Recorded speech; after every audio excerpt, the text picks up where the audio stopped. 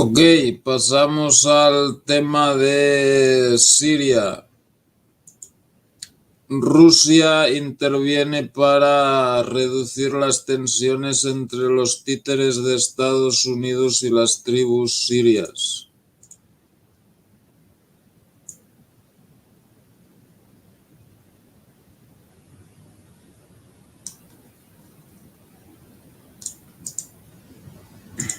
Militantes kurdos respaldados por Estados Unidos han puesto fin a un asedio a dos ciudades del norte de Siria tras intensos esfuerzos de mediación por parte de Moscú. Mesa de noticias. 14 de agosto de 2024. Foto. AFP vía Getty Images. Las Fuerzas Democráticas Sirias, FDS, respaldadas por Estados Unidos, pusieron fin el 13 de agosto al asedio que habían impuesto a las ciudades de Asaka y Kamiji, en el norte de Siria, durante la última semana, gracias a la mediación del ejército ruso. Se han abierto todas las carreteras que estaban cerradas a la circulación de civiles, con el inicio de la entrada de camiones cisterna de agua, combustible, harina y alimentos en los centros de las ciudades de Al-Asaka y Kamiji. Las cosas han vuelto a ser como eran antes del asedio, dijo el gobernador de Asaka, Lowai Sasho, a Al-Mayadeen el martes. Oficiales militares rusos sostuvieron conversaciones con representantes de las FDS y del ejército sirio en Kamiji el 13 de agosto, informaron Al-Mayadeen y Sputnik.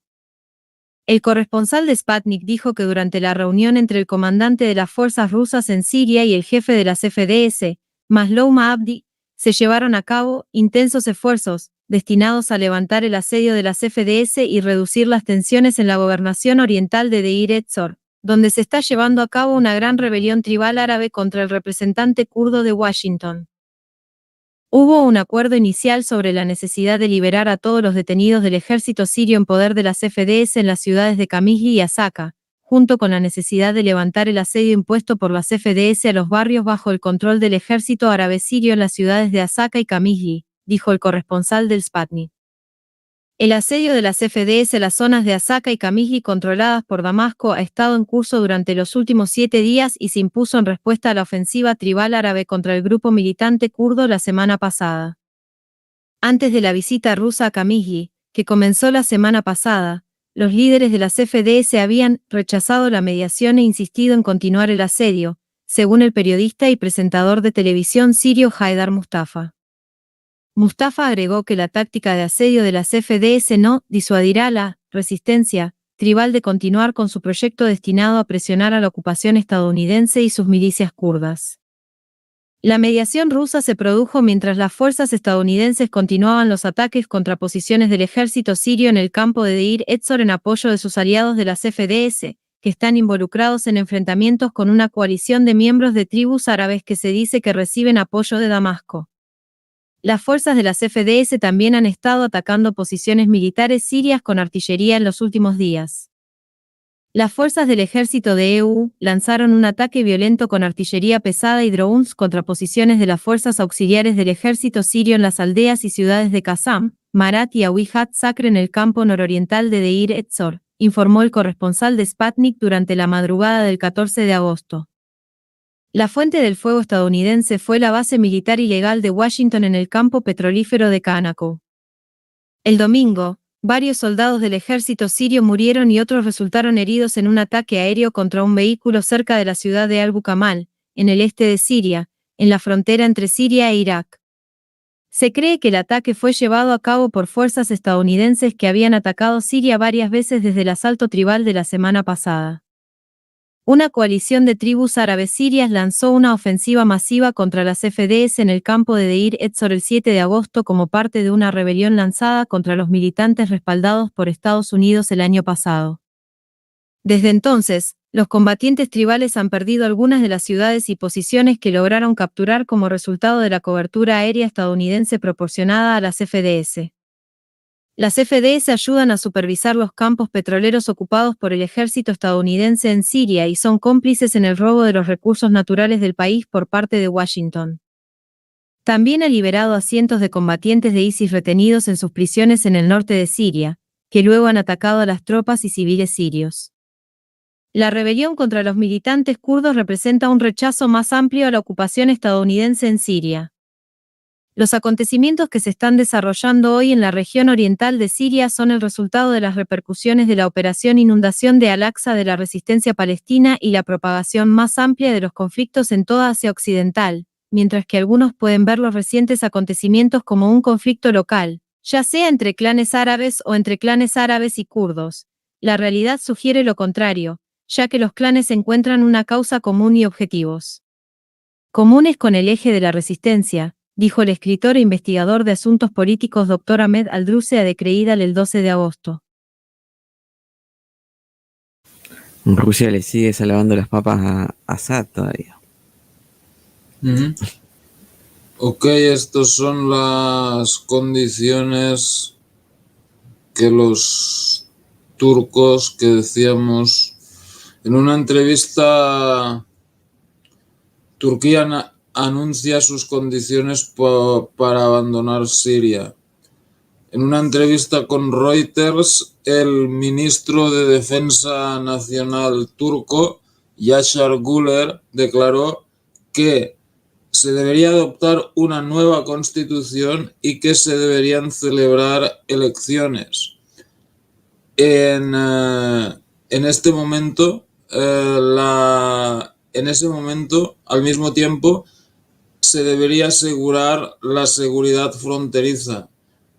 Solo entonces Turquía puede abandonar Siria, enfatizó el ministro.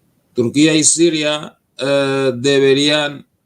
podrían reunirse a nivel ministerial como parte de los esfuerzos para normalizar los vínculos si se crean las condiciones adecuadas.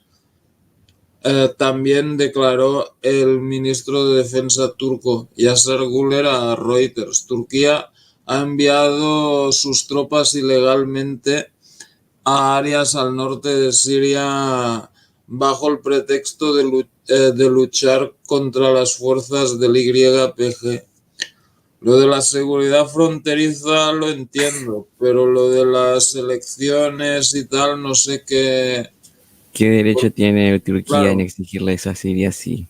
¿Por qué tienen que meterse en asuntos internos de Siria? Ok. ¿Acaso Assad le dijo que deje de reprimir a los kurdos o que vuelva a hacer las elecciones que aquella vez fueron medias raras? Claro, supongo que eso de las elecciones y tal, pues bueno, eso es o una de dos, o porque lo están presionando Estados Unidos, o lo más probable porque saben que es algo que no puede cumplir y así no se tienen que ir.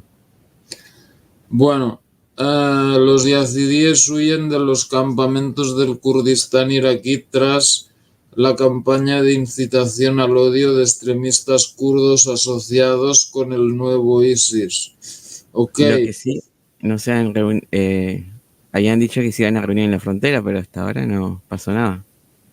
No. Bueno, pasamos al tema de Irak.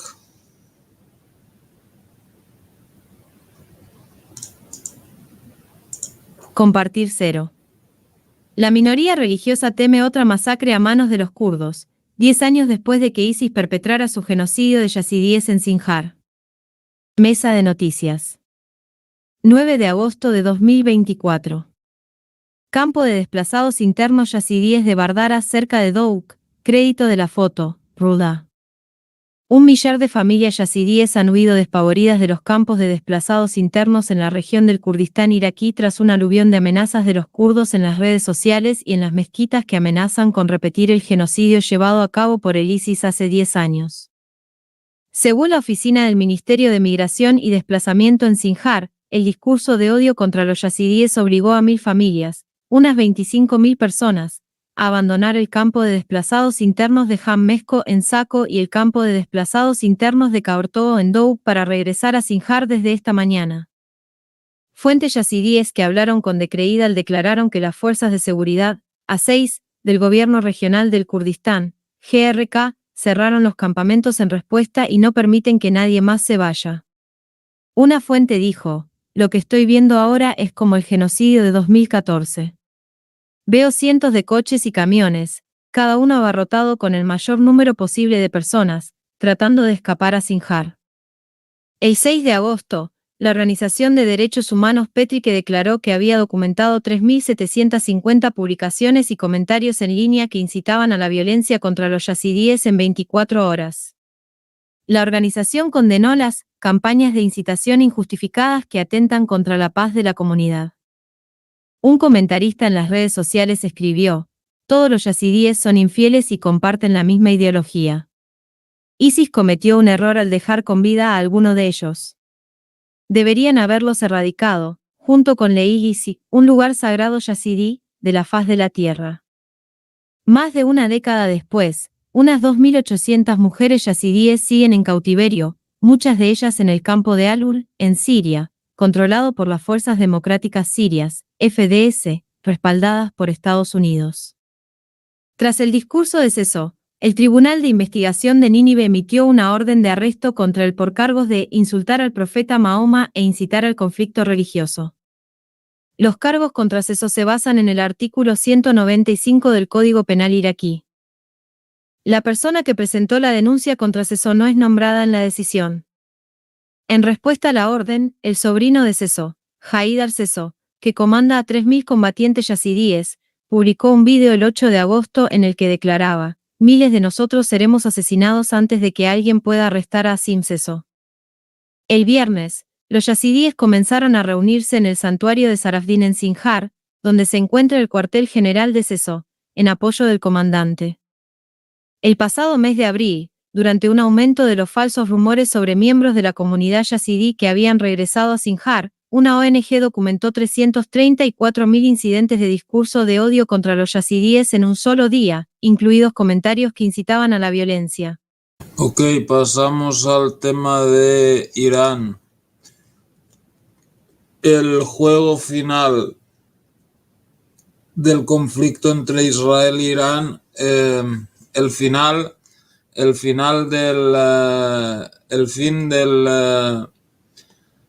conflicto entre Israel y Irán es una guerra total en Oriente Medio.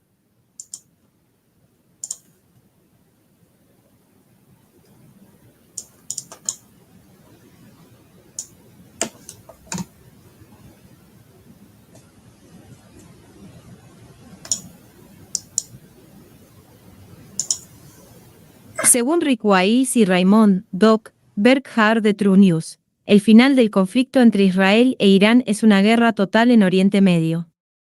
Los dos hicieron esta afirmación en un episodio reciente de su podcast homónimo. Según Weiss, hay informes de que la administración Biden advirtió en privado a Israel que no vaya muy lejos y que no espere el respaldo de Estados Unidos si se cede. Parece que no hay ninguna posibilidad de que la diplomacia pueda persuadir a los funcionarios iraníes de que no ataquen a Israel en los próximos días. Los asuntos que deben decidirse ahora son el momento del ataque, la intensidad del ataque y la respuesta de Israel al ataque, dijo Weiss, quien citó un artículo del Times of Israel. Según el artículo, funcionarios no identificados de la coalición multinacional liderada por Washington que se prepara para ayudar a repeler un esperado ataque iraní le dijeron a Tel Aviv que no lo impulsara y que pensara detenidamente antes de atacar a cambio. Uno de los funcionarios dijo que el objetivo al final del día no es conducir a una guerra total. Pero Berghard señaló que una guerra total es inevitable. Weiss estuvo de acuerdo, señalando que esto es lo que el primer ministro israelí, Benjamin Netanyahu, quiere que suceda. Según Weiss, cree que Netanyahu quiere destruir y que no podrá contenerse. Relacionado, el primer ministro israelí Netanyahu pide una alianza entre EU e Israel para combatir la amenaza iraní. Ese es su objetivo. Esa es la razón por la que está haciendo todas estas cosas de asesinar a la gente. Necesita esta gran guerra, dijo Weiss. Egipto no ayudará a Israel esta vez. Según Berghard, la retórica de Teherán es bastante alta con su promesa de atacar a Israel, algo que Tel Aviv no olvidará. Weiss remarcó que a Irán no le importa si comienza una guerra. También mencionó que los funcionarios egipcios incluso le han dicho a Israel que no espere su ayuda esta vez. Berghart citó un informe de Hamza Endawiya de The National sobre el rechazo del Cairo a la solicitud de Tel Aviv de unirse a la coalición multinacional para defender a Israel contra Irán.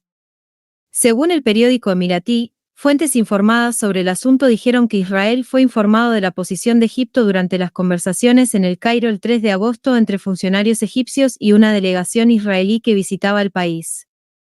Dicha delegación estuvo encabezada por el director del Mossad, David Barnea, y el director del Shin Bet, Roun Ambar. The National también mencionó que se les dijo a los funcionarios israelíes que el papel del Cairo en el caso de un ataque iraní se limitará a la defensa de sus fronteras marítimas y terrestres, así como de su espacio aéreo. Les dijimos que nuestro papel solo será la defensa de nuestro país en caso de un ataque contra Israel, declaró una de las fuentes. Berghart finalmente mencionó que Egipto se va a quedar al margen y no se va a involucrar en el conflicto. Waiz, por su parte, comentó que Egipto no estaba contento con la forma en que Israel había tratado inhumanamente al pueblo de Gaza. Estados Unidos prevé ataque nuclear de Israel a Irán, en medio de los factores de Pakistán y Norcorea, que apoyan a Teherán, por Alfredo Jalife Rame. Por Alfredo Jalife Rame. A 79 años del lanzamiento inútil de una bomba nuclear sobre Hiroshima, el portal EIR, http://bit.ly/3lv4h, divulga varios escritos de Henry Sakolsky, director del Centro de Educación de la Política de No Proliferación, PEC, con sede en Arlington, Virginia, en los dominios de la CIA, quien desde noviembre/diciembre de 2023, y luego en el Washington Post, http://wapo.esti/46DRE81, y el Boletín de los Científicos Atómicos, http://bit.ly/3sdium cerrar paréntesis, epitomiza la simulación de juegos de guerra. De un conflicto entre Israel e Irán que desemboca en una guerra nuclear, Israel lanza 50 ojivas nucleares contra 25 objetivos militares iraníes, que incluyen sitios de defensa aérea manejados por Rusia, que llevaría al colapso del régimen iraní. Barak Sinebs, quien no oculta su fanatismo por Israel, anterior director de espionaje global de HSBC y becario medio oriental del Royal United Service Institute, RUSI, y hoy ideólogo de la Sociedad Henry Jackson en Londres, propuso en The Jewish Chronicle un ataque militar preventivo contra Irán, http://bit.ly/3ws2dap cerrar paréntesis. El celote BS propugnó que había que desestabilizar el régimen iraní para restaurar la deterrence, disuasión por el terror, perdida por Israel, mediante el bombardeo de sus instalaciones nucleares, de su fábrica de drones y la destrucción de su infraestructura petrolera/gasera, http://bit.ly/3cuf cerrar paréntesis. Se basa en su kilométrico artículo anterior, descongelar los acuerdos de Abraham, nueva estrategia transatlántica para una mayor paz, estabilidad e integración en Medio Oriente, http://bit.ly/46e0m6f. BS publicita que los acuerdos de Abraham están diseñados para impedir el ingreso de China en Medio Oriente. Por cierto, los acuerdos que llevan el nombre del migrante iraquí Abraham están más congelados que nunca cuando Netanyahu ya pasó a su nueva fase de destrucción de Irán, aún con sus clandestinas bombas nucleares. Nada nuevo de parte de la propaganda de guerra anglosajona cuando James Raswell del rotativo de Telegraph pide aprovechar las fallas de vigilancia en Irán mediante un oportuno cambio de régimen, http://bit.ly/3siufac. Un servidor había planteado el factor pakistaní, que posee 170 bombas nucleares con las que está, BA, dispuesto a abastecer a Turquía, http://bit.ly/3yvr7mr, paradójico miembro de la OTAN, para defender a los palestinos crucificados en Gaza. Según Globe News, Pakistán anunció su intención de abastecer con armas a Irán en contra de Israel, http://bit.ly/3WY8H, en la conferencia de la Organización Islámica de 57 países y 1.800 millones de feligreses. Destacó un comentario del connotado político de Pakistán: Pakistán puede hacer la gran diferencia. Si Pakistán entra al juego, entonces todo es posible. Pakistán puede seguramente derrotar a Israel, http://bit.ly/3lv2. Como si lo anterior fuera poco, los norcoreanos visitaron Irán en abril en forma sigilosa, http. ¿Qué dices? Mejor leámoslo a ver, porque eso de la dirección. Viste que cada rato tiene una dirección. Y en medio de la alta Siglo dos tensión. puntos barra, Norcorea posee un mínimo. Norcorea. No. Déjame yo Como la si leo, lo a ver. anterior fuera poco, los norcoreanos visitaron Irán en abril en forma sigilosa, http siglo bit.ly 3m1flzf, y, en medio de la alta tensión en Medio Oriente, donde se está. Donde se está. ¿Tú qué quieres decir? ¿Leerlo con la voz? Sí, porque está la dirección es esa que saltan a cada rato y me molesta. Ok. A ver.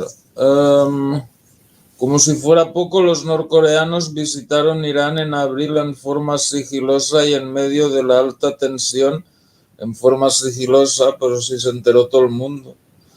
Y en medio de la alta tensión en Oriente Medio, donde se está dando un escenario de tormenta perfecta. El mandatario norcoreano Kim Jong-un sentenció que siempre estaremos con Irán y responderemos en forma decisiva a cualquier amenaza a nuestro aliado. Norcorea posee un mínimo de 50 bombas nucleares, ostenta una de las mayores flotas submarinas del mundo y acaba de exhibir 250 nuevos lanzadores tácticos que, con sus misiles de largo alcance Taepodong-2, Hwasong-13 y Hwasong-15 pueden transportar ojivas nucleares y golpear objetivos en Medio Oriente. El general Michael Kurila, comandante del US CENTCOM, Comando Central de Estados Unidos, se encuentra en Israel para apoyar con todo a Netanyahu, mientras el secretario del Consejo de Seguridad de Rusia, Sergei Shoigu, visita simultáneamente a Irán. Llama la atención que Global Times de China refiera que sea mínima la probabilidad de una guerra de amplia escala en Oriente Medio. Ok, pasamos al tema de África, Sudán. Sudán al límite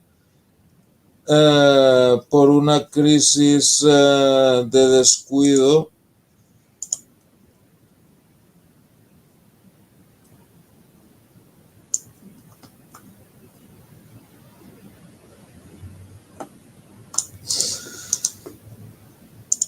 Las agencias de las Naciones Unidas advierten que Sudán se encuentra en un punto de quiebre después de más de 15 meses de conflicto debido a lo que llaman una crisis de negligencia. La crisis humanitaria de los niños en Sudán es, en cifras, la mayor del mundo. También es una crisis de negligencia, dijo James Eldar, portavoz de UNICEF, y agregó, esta no es una crisis olvidada. Esto se sabe y esto, en muchos aspectos, se ignora.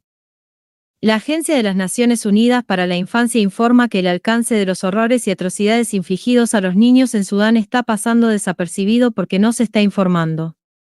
Al mismo tiempo, dice que los crímenes cometidos contra los niños se pasan por alto porque las organizaciones de ayuda tienen un acceso muy limitado a los puntos críticos del país. A pesar de esto, la agencia dice que las noticias están llegando a cuentagotas, y no son buenas. Hablando desde la capital, Jartum, el portavoz de UNICEF, Eldar, dijo a los periodistas el martes en Ginebra que se ha reunido con personas que han sido testigos del sufrimiento y la violencia a la que están siendo sometidos los niños, que han visto a niños muertos y heridos mientras jugaban al fútbol y hacían las cosas que hacen los niños. Archivo: familias desplazadas por los avances de las RSF en los estados sudaneses de El Yazira y Sennar se refugian en el sitio de desplazamiento de Omar Ibn al-Khattab, estado de Kassala, Sudán, 10 de julio de 2024. Ayer, en Jartum, hablé con un trabajador médico de alto rango que me dio una idea de la magnitud de la violencia sexual durante esta guerra. Explicó que tuvo contacto directo con cientos de mujeres y niñas, algunas de tan solo 8 años, que han sido violadas. Muchos han estado cautivos durante semanas. Miles de niños han muerto o han resultado heridos en la guerra de Sudán. La violencia sexual y el reclutamiento militar están aumentando, dijo. Las Naciones Unidas califican a Sudán como la peor crisis humanitaria del mundo. Desde que los generales rivales del país sumieron al país en la guerra a mediados de abril de 2023, Naciones Unidas informa que más de 18.800 personas han muerto y más de 33.000 han resultado heridas.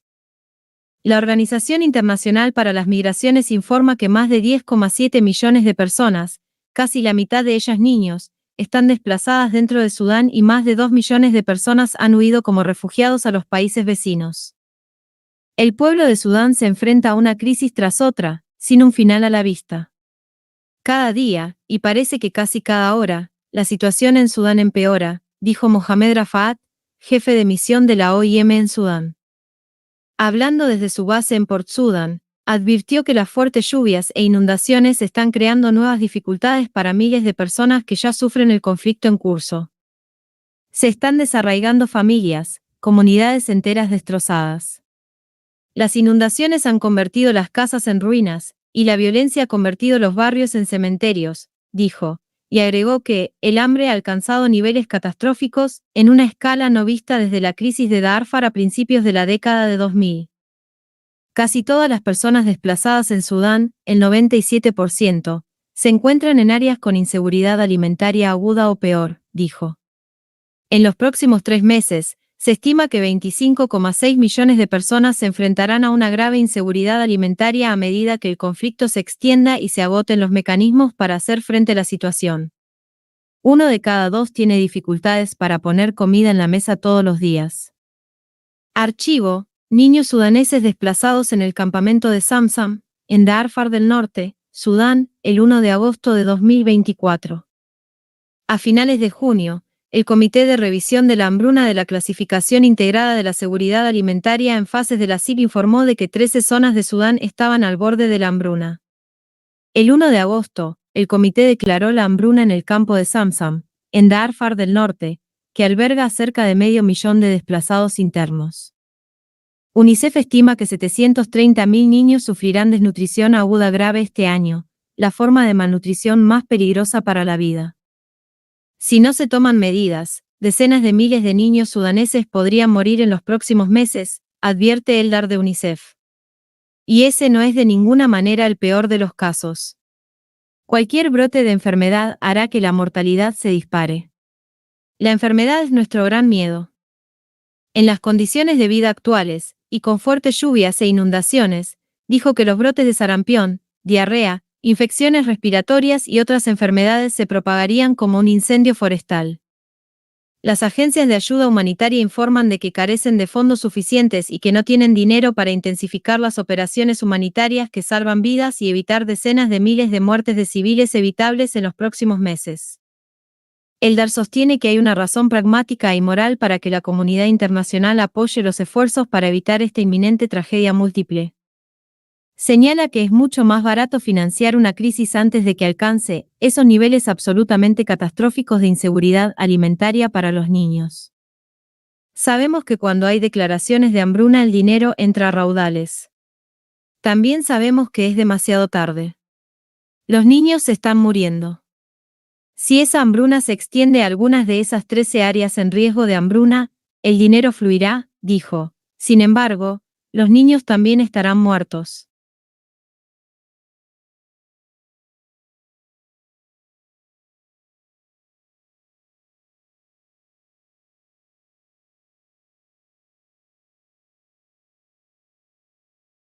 Ok, pasamos al tema de Venezuela.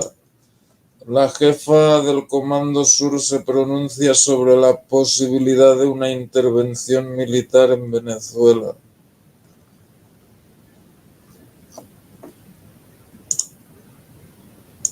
La jefa del Comando Sur se pronuncia sobre la posibilidad de una intervención militar en Venezuela. La jefa del Comando Sur de EU, Laura Richardson, descartó la posibilidad de una intervención militar en Venezuela tras la negativa de la oposición a reconocer la victoria de Nicolás Maduro en las elecciones presidenciales para un tercer mandato. En una entrevista con la agencia EFE, Richardson señaló que no es necesaria una solución militar, y subrayó la importancia de publicar los resultados de las votaciones de manera democrática para respetar la voluntad del pueblo. Desde Panamá, donde se reunió con el nuevo presidente José Raúl Mulino, Richardson insistió en la necesidad de transparencia en el proceso electoral, mencionando que más de 12 millones de venezolanos participaron en las elecciones del 28 de julio. Richardson también destacó la importancia de la transparencia en el conteo de votos, alineándose con lo expresado por el secretario Antony Blinken y otros líderes de la región. Como jefa del Comando Sur desde 2021, la general Richardson lidera un comando de más de 1.200 militares y civiles en un área que abarca 31 países de América Latina y el Caribe. El portavoz del Departamento de Estado, Matthew Miller, mencionó que EU está en contacto con socios regionales como Brasil, México y Colombia para encontrar una solución. El secretario de Estado, Antony Blinken, había reconocido anteriormente la victoria de González Urrutia, basándose en actas de escrutinio que han sido objeto de críticas por presunta falsificación. El 29 de julio, el controversial Consejo Nacional Electoral proclamó a Nicolás Maduro como presidente, mientras que la oposición presentó actas de votación en una página web para respaldar la victoria de Edmundo González Urrutia. Hay varias cosas en África. Por lo menos el mapa, vamos a leer, a ver, de Yemen, que faltó. Te dejé a ti pasar las noticias primero. Bueno, un oficial militar estadounidense le dijo a Sky News Arabia: no tenemos ningún informe que respalde las afirmaciones de los hutíes sobre el ataque a barcos estadounidenses. El vacío de seguridad en Yemen, dice un informe al Congreso de Estados Unidos, que el vacío de seguridad en Yemen fortalece los grupos a las fuerzas de la Guardia Revolucionaria y al Hezbollah libanés. Los medios de comunicación hutíes dicen que el ataque con drones estadounidenses contra el área de Al-Habana, al oeste de la ciudad de Judeida, con 2 misiles desde un dron.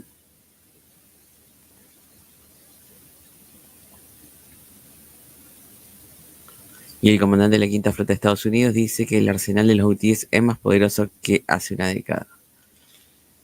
Por su parte, la Autoridad Marítima Británica dice que recibimos un informe sobre un incidente al sur de Mocha, en Yemen.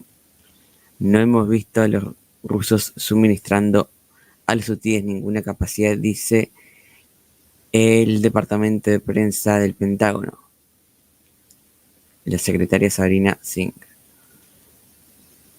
Y nuevos ataques aéreos de la coalición estadounidense-británica contra las milicias hutíes en la zona de Ras Isa, en la gobernación del Judeida, hace 6 días. Y el informe del CENTCOM que dice: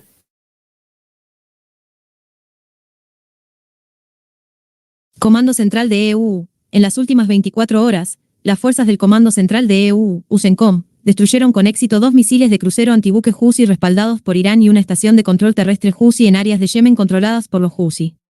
Además, las fuerzas del CENTCOM destruyeron con éxito un buque de superficie no tripulado de los hutíes en el Mar Rojo. Ahí estamos, bonito. Operación de comercio marítimo del Reino Unido: 4 ataques contra un buque a 45 millas náuticas al sur de Mocha, en Yemen. Esto es casi en el estrecho de Mandeb.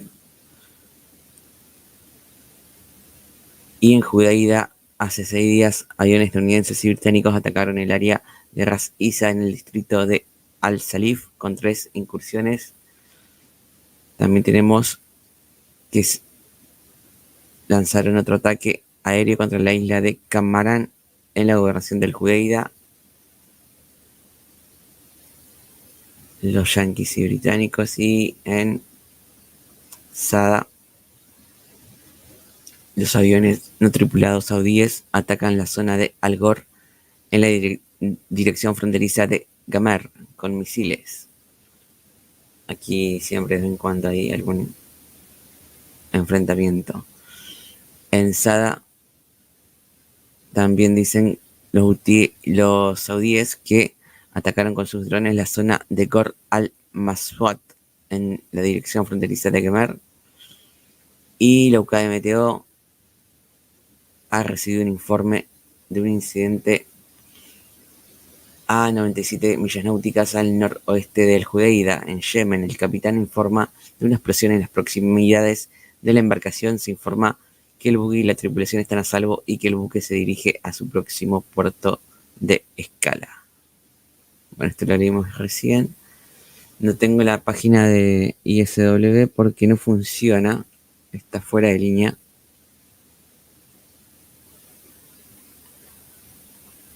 Así que nos estamos manejando con lo que tenemos por aquí.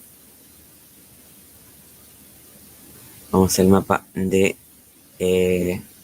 Southfront el día 13. Allí se informa lo siguiente.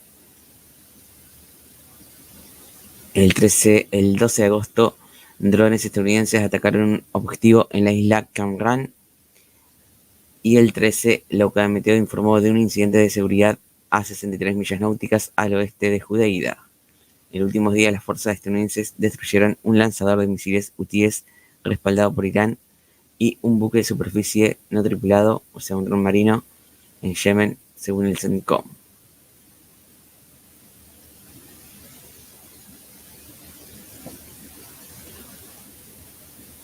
Entonces aquí está el ataque con drones a la isla Camran por Estados Unidos y la UCAD Meteo que registra ese incidente casi frente a Judeida. Y aquí que se destruyó un dron marino.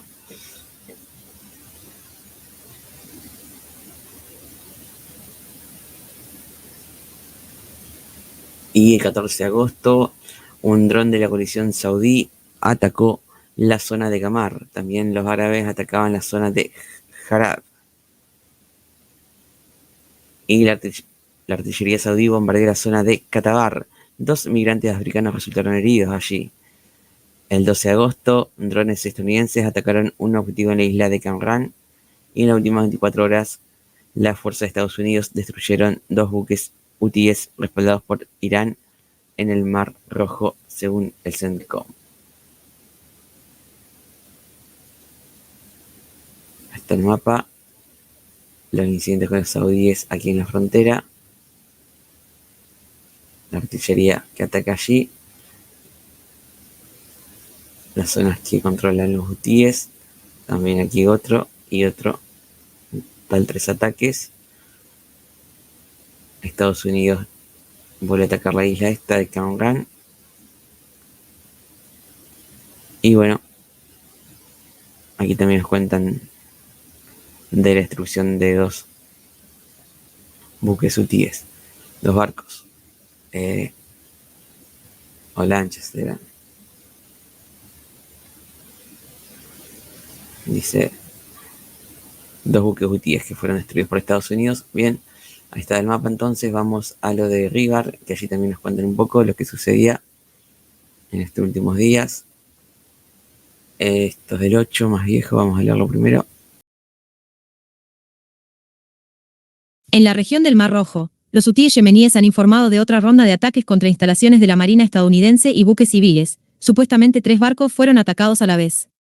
Según el portavoz del movimiento Ansarallah, general Yahya Sari, misiles balísticos y drones kamikaze impactaron en el Mar Rojo al buque portacontenedores Kaansip Ono, con bandera de Liberia.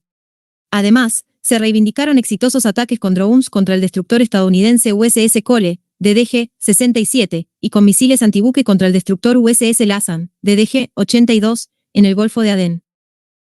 Aún no se ha confirmado el éxito de ninguno de los 2 ataques. Además, el Comando Central de Estados Unidos informó haber interceptado 2 vehículos aéreos no tripulados y 3 misiles disparados desde Yemen. Es probable que la declaración de los hutíes se refiriera a este ataque. Por cierto, los destructores supuestamente atacados habían salido del Golfo de Omán 2 días antes y habían puesto rumbo a Israel para ayudar a repeler el esperado ataque iraní de represalia. Su ruta pasaba por el mar.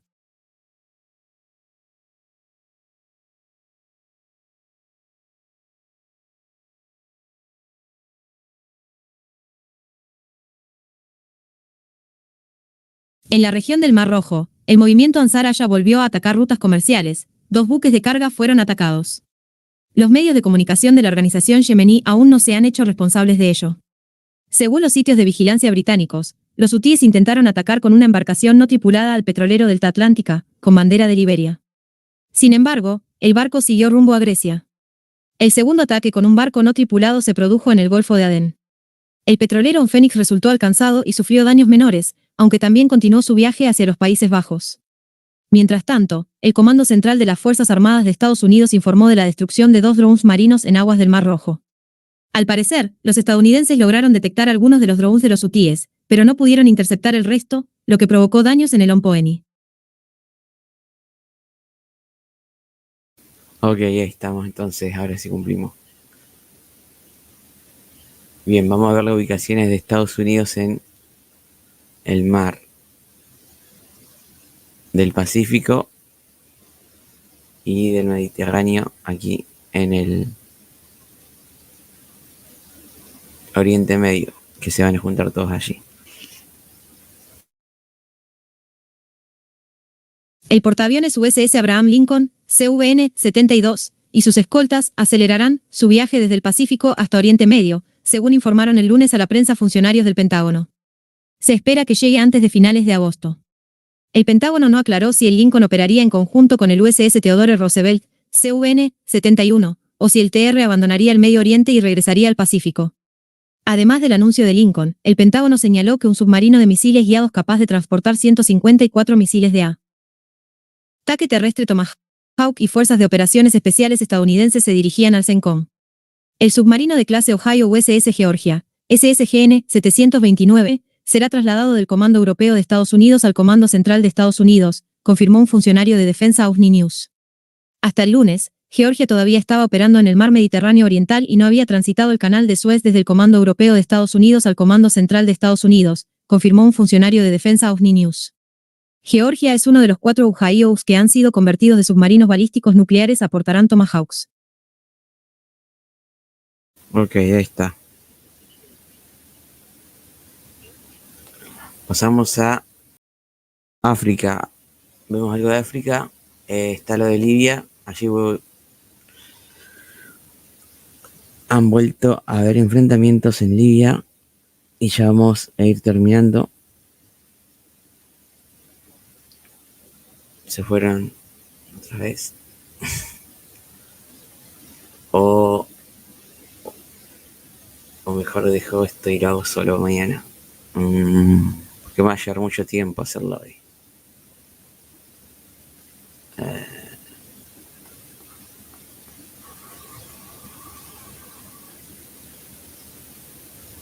Bueno, ya que estamos, lo hago ahora. Bueno, leemos lo de Libia. El Consejo de Estado libio, los movimientos militares en el suroeste podrían impulsar el regreso del conflicto armado y amenazar el acuerdo del alto el fuego, dice el gobierno de allí de Trípoli. El Misrata y otras fuerzas del oeste de Libia, nominalmente bajo el mando del gobierno de unidad nacional en Trípoli, han declarado la movilización de unidades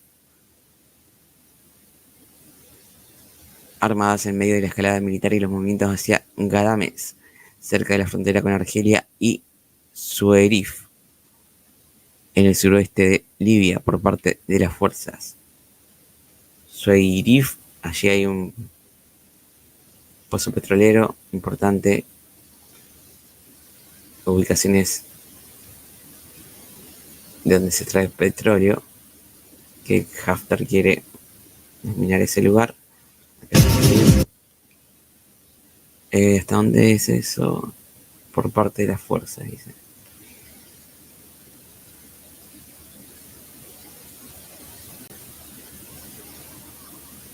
Por parte de fuerzas bajo el mando de Khalifa Haftar y otros afiliados a ellos dirigidos por Osama Jubaili. Otra guerra o tácticas apremiantes. En el video hay un presunto convoy de las fuerzas de Haftar que se desplaza desde la base de Tema'ent a Suwairef, en el suroeste de Libia.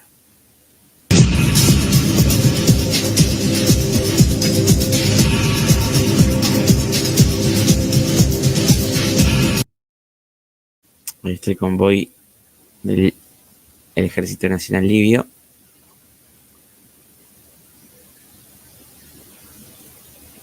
Parece cuando fueran a saltar a Trípoli.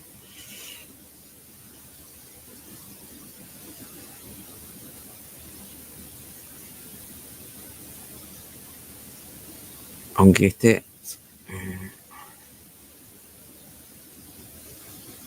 no está bien, sí. Bueno, el NA ha anunciado en un comunicado, en un video, que sus unidades armadas están siendo movilizadas a Saba, Ubari, Gat, Mursuk, Gatrun y Brak al-Shati, principalmente en el sur de Libia, para reforzar la seguridad fronteriza local. Eso viene a estar por acá. Dice ahí al-Shabati.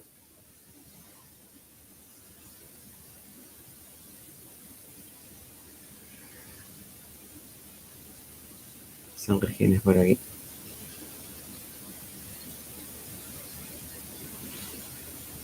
Seguimos, a ver, vamos más rápido porque... Y bueno, hay enfrentamientos armados en Tajoura que no tienen nada que ver con el NA, pero ellos se empiezan a enfrentar antes de que llegue el enemigo, ¿no? Hace 6 días allí, y hace 5 días la delegación de la Unión Europea en Libia, preocupado por los recientes refuerzos militares y movimientos en el suroeste del país. El Ejército Nacional Libio dice: hemos reforzado nuestras fronteras con Mali, Níger y Chad en medio de la creciente inestabilidad con estos países.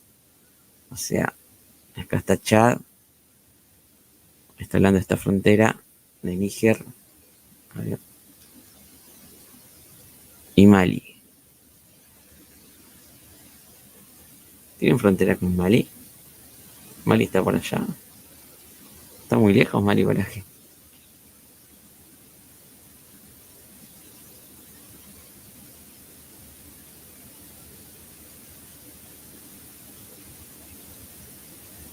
¿Qué dice? Bueno, no importa, vamos a leer esto. A ver.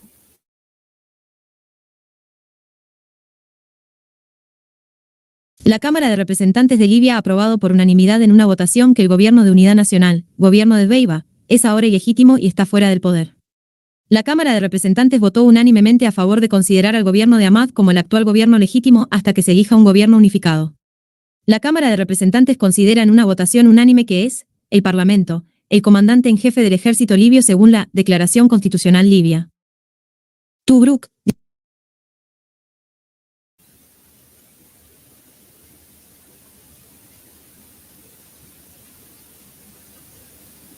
Bueno, ahí está. De nuevo el enfrentamiento con el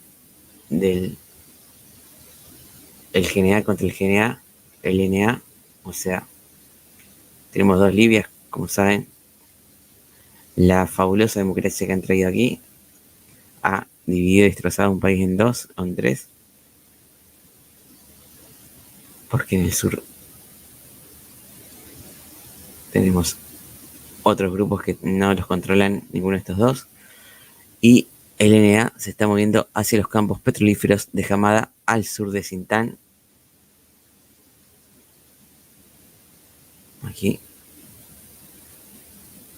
Y las fuerzas de Sintán están rechazando la entrada de la 444 Brigada respaldada por el GNU en su territorio al sur de Sintán entre Gadames y Cariat y Hamada. La petrolera libia Waha pierde 115 barriles por día por 115.000 barriles por día por mantenimiento de oleoductos según la fuente. Eso fue hace pocas horas, 11 horas, y hace 6 horas el envío de Estados Unidos dice que el clima político en Libia subraya la necesidad urgente de avanzar en un proceso integral de reconciliación nacional.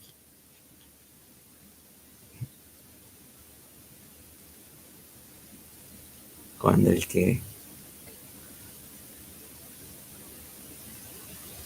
destruyó la conciliación fueron ellos, ¿no? Bueno, las fuerzas de Haftar han anunciado en una declaración en video, bueno, aquí es lo que leemos recién, pero el video no aparece.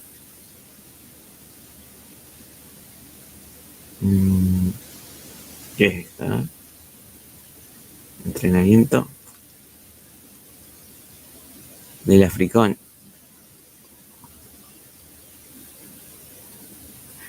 Fotos de julio del ejercicio del Africón en Finlock 2024 en Ghana, en el que participó el NA 106, la Unidad General de Brigada Khaled Haftar Storm Katiba al-Asifa.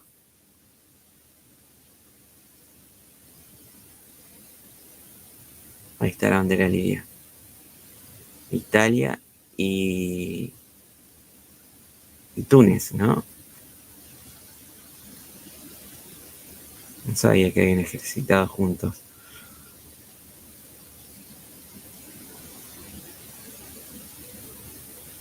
¿Qué es esto?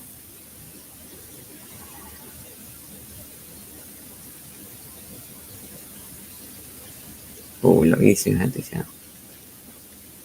Libia. Los dos senados de Trípoli rechazan el último desgarro de la Cámara de Bengasi. Las divisiones políticas se producen en un momento de creciente preocupación internacional por la movilización militar en el país. Bueno, vamos a ver esto. Un momento poderoso capturado por Mohamed Haider muestra a dos niños pequeños caminando mientras vehículos armados se dirigen hacia la capital libia. ¿Es este el futuro que sus padres soñaron para ellos?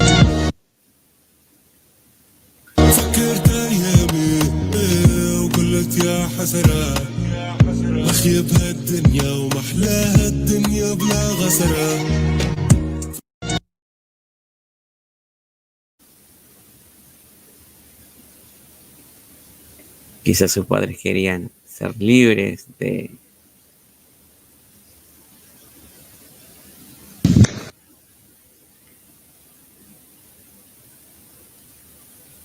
dictador de...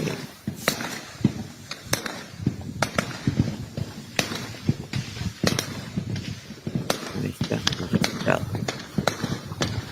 Y bueno, enfrentamientos en el oeste de Libia. Se escuchan los tiros ahí.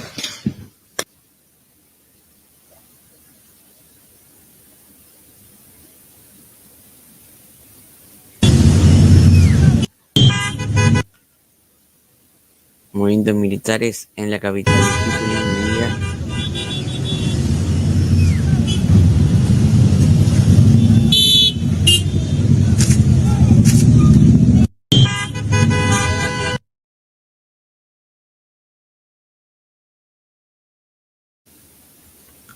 Las Fuerzas Armadas de Libia,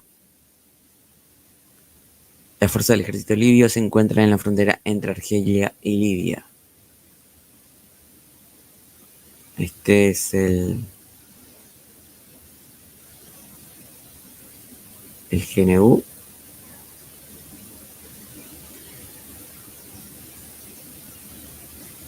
Por el vehículo, es turco este vehículo.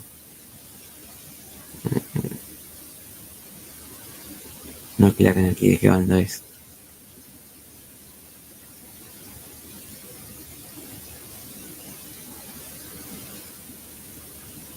The Armed Forces. No.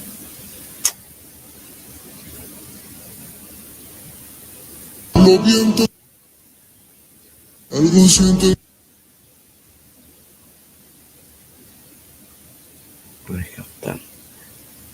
Las fuerzas del ejército libio llegan a la frontera argelina, procedentes de Bengasi. Ah, son los de Haftar entonces. Claro. Este entonces no es turco, es de egipcio o algo así. O los egipcios se lo compraron a los turcos, vaya a saber. En mi cabeza me duele hace varios días, mis palabras se me enredan, no hablo bien todavía, mis ojos mucho me pegan. ¿Qué tema es ese?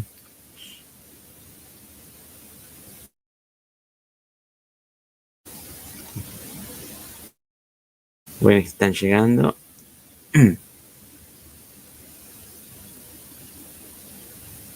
Desierto total, ya las montañas.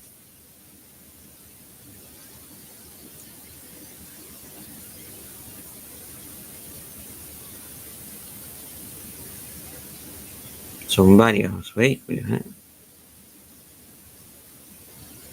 La frontera con Argelia.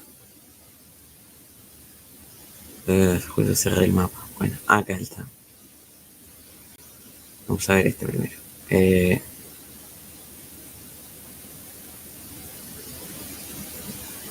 Pero había más videos de enfrentamientos. ¿Qué pasó?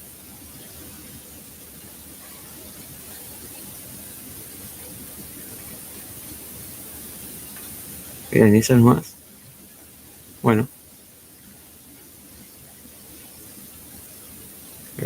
Bueno, hubieron inundaciones.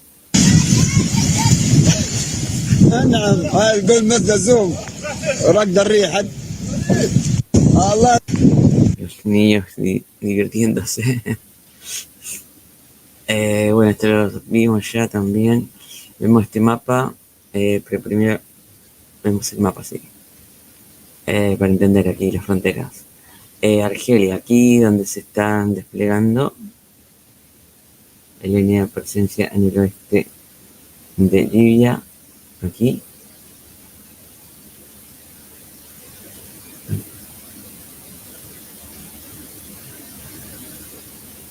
A ver, vamos a leerlo.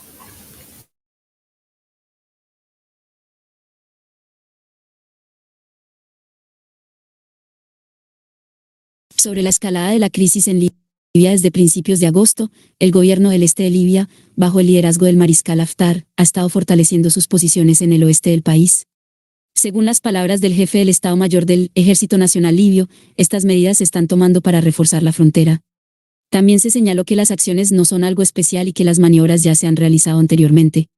Pero, por supuesto, tales acciones encontraron un contexto adecuado para los observadores de los EU, la ONU y la Unión Europea, la preparación del gobierno de Tobruk para una tercera guerra civil. También detectaron la presencia del cuerpo africano, que supuestamente está fomentando la escalada del conflicto. Todo esto parece corresponderse con la habitual agenda antirrusa que los medios occidentales promueven constantemente en África. En respuesta a esto, los grupos bajo el control de Trípoli han comenzado a fortalecer su presencia en la frontera con Argelia en la región de Gout, donde las fuerzas de Haftar quieren entrar. Pero aún no hay batallas entre los grupos, solo detenciones ocasionales de contrabandistas y enfrentamientos menores con tribus en el sur del país. Por ahora, la situación sigue siendo tensa en Libia, sumida en el caos. Sin embargo, si los curadores turcos y estadounidenses de las autoridades en Trípoli comienzan a incitar a los grupos occidentales a la guerra contra Haftar, entonces todo puede tomar un rumbo completamente diferente. Al menos ahora tienen una razón de peso para hacerlo por primera vez en mucho tiempo. Aquí están los pueblos que decía en la biomap: Saba, Awari, Musuk y Qasar Masud. Lo que quieren hacer es estirarse más y llegar hasta Argelia. Sin embargo, el GNU quiere hacer lo mismo, porque ahí ven la fecha que está indicando el gobierno de Trípoli, que también quiere llegar a la frontera. Pero ya se han adelantado los de Benghazi, los de Tobruk.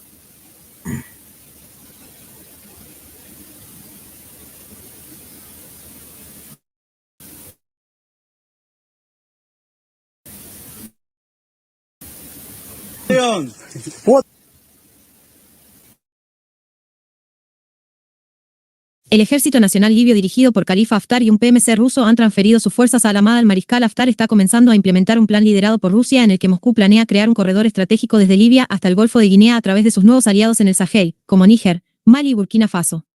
Actualmente, el ELN está llevando a cabo misiones antiterroristas contra afiliados de ley.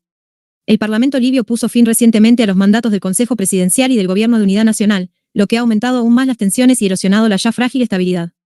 El NUG es un gobierno de transición formado en marzo de 2021 para unir al país y guiarlo hacia la estabilidad y las elecciones democráticas después de años de guerra civil. Fue establecido por la ONU y reemplazó a los gobiernos divididos en el este y el oeste. El NUG fue responsable de organizar las elecciones nacionales, que aún no se han celebrado.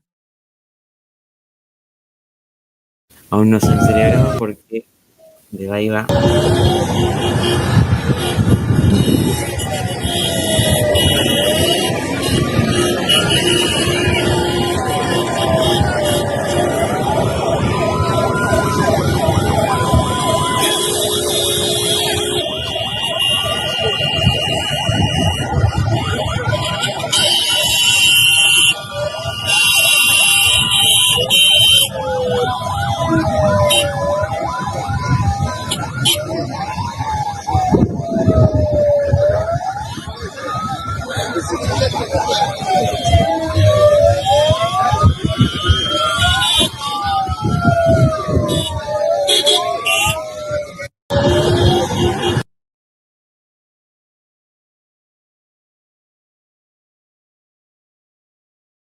Un gran despliegue ahí de tropas, entonces.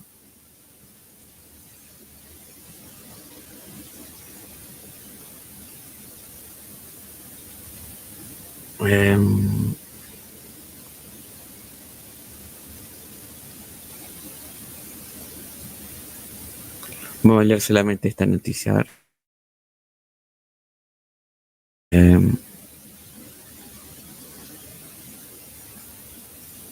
A ver, ¿qué hora es? No, no le dejo. Vamos a pasar entonces a otro frente mejor. Vamos a Sudán.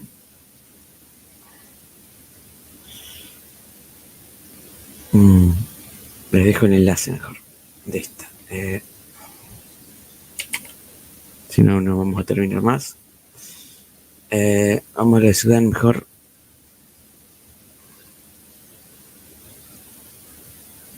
A ver.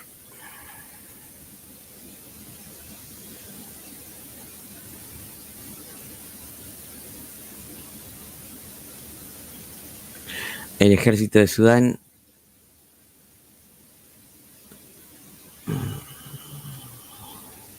bueno, la leemos. Libia se encuentra al... ¿Está Libia al borde de otra guerra civil? 14 de agosto de 2024. ¿Está Libia al borde de otra guerra civil? Libia se encuentra al borde de un nuevo conflicto a medida que la escalada de las tensiones políticas y las maniobras militares despiertan temores de un regreso a la guerra civil. Más de una década después de la caída de Muammar Gaddafi, el país sigue profundamente dividido, y los acontecimientos recientes sugieren que la frágil paz lograda en los últimos años podría desmoronarse pronto. La situación dio un giro significativo cuando el Parlamento libio en Bengasi declaró el fin del mandato del Gobierno de Unidad Nacional, NU, dirigido por el primer ministro Abdul Hamid Dbeiba. En su lugar, el Parlamento ha reconocido el gobierno de Osama Hamad como autoridad legítima, lo que profundiza aún más la brecha entre las regiones oriental y occidental de Libia. Este cambio político ha exacerbado las tensiones y se ha sumado a la incertidumbre en torno al futuro del país. Para agravar la crisis política, el Ejército Nacional Libio, LNA, por sus siglas en inglés, ha movilizado sus fuerzas hacia la región suroeste, aparentemente para asegurar las fronteras, prevenir el contrabando de armas y bloquear la infiltración de militantes. Sin embargo, este movimiento militar ha suscitado preocupación, especialmente entre el gobierno de Dbeiba y poderosos grupos tribales como los Sintan, que lo ven como una maniobra estratégica para afirmar el control sobre la región. El fracaso de múltiples iniciativas de paz no ha hecho más que aumentar los temores de que Libia pueda volver a caer en un conflicto. El panorama político actual presenta sorprendentes similitudes con las condiciones que precedieron al estallido de la guerra civil en 2014, una guerra que se prolongó hasta 2020 y dejó al país devastado. A medida que ambas partes afianzan sus posiciones, la perspectiva de un acuerdo negociado parece cada vez más improbable. El analista político Mohamed Mahfouz ha hecho una dura comparación entre la situación actual y los acontecimientos de 2014. Advierte que la intensa polarización política que ahora se apodera de Libia refleja las divisiones que llevaron a la guerra civil anterior. Según Mahfouz, cada facción, ya sea en el este o en el oeste, está más preocupada por demostrar su poder que por seguir un camino hacia elecciones nacionales que puedan resolver la crisis. A la complejidad se suma la aparente falta de atención internacional hacia Libia. A medida que la atención mundial se desplaza hacia otras crisis en Gaza, Líbano, Yemen y Sudán, los problemas de Libia corren el riesgo de ser pasados por alto. Mahfouz sostiene que esta retirada internacional podría permitir que la situación se deteriore hasta un punto en el que sea inevitable un nuevo conflicto. Las recientes actividades militares del LNA en el suroeste de Libia, en particular en torno a la zona estratégica de Gadames y el campo petrolífero NC-7, sugieren un objetivo más amplio que va más allá de la seguridad fronteriza. Al afirmar el control sobre estos activos económicos vitales, el LNA pretende reforzar su posición como fuerza dominante de Libia, señalando a la comunidad internacional que controla los recursos más cruciales del país. Mientras tanto, el público libio sigue desilusionado y cauteloso. A pesar del empeoramiento de las condiciones económicas y la falta de servicios básicos, muchos libios temen un nuevo conflicto. El recuerdo de la última guerra civil aún está fresco, y la población es profundamente escéptica de las entidades políticas existentes, a las que percibe más interesadas en aferrarse al poder que en resolver la crisis de la nación por medios democráticos. El futuro de Libia como Estado unificado está cada vez más en duda. Con las divisiones políticas arraigadas y la escalada de las acciones militares, la amenaza de un regreso a la guerra civil se cierne sobre nosotros. La aparente renuencia de la comunidad internacional a intervenir de manera decisiva no hace más que aumentar la incertidumbre, dejando a Libia al borde de otro conflicto potencialmente catastrófico. Bueno, está. Esperemos que no vuelvan a caer en lo mismo. Ahora sí, lo de Sudán. A ver, ¿qué sucede por allí? Hay frentes, enfrentamientos otra vez.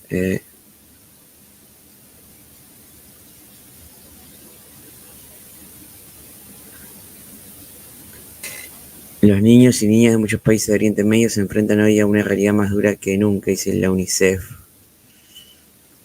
Los bosques de Olala en el estado de Etiopía. Los refugiados sudaneses se desplazan y abandonan el bosque después de perder vidas y sufrir. Esto tiene más que ver con Sudán del Sur que con Sudán. Violentas batallas entre el ejército y el apoyo rápido en el centro de Jartum, la capital. Se escucha un intenso fuego antiaéreo en el centro y sur de Jartum. Hace 7 días el apoyo rápido bombardeaba zonas de Omdurman bajo el control del ejército sudanés con artillería. Hace 6 días el ejército sudanés dice que neutralizó a varios mercenarios del RSF de South Sudán y Etiopía cerca del sector del puente de Mashir-No, en el estado de Sennar.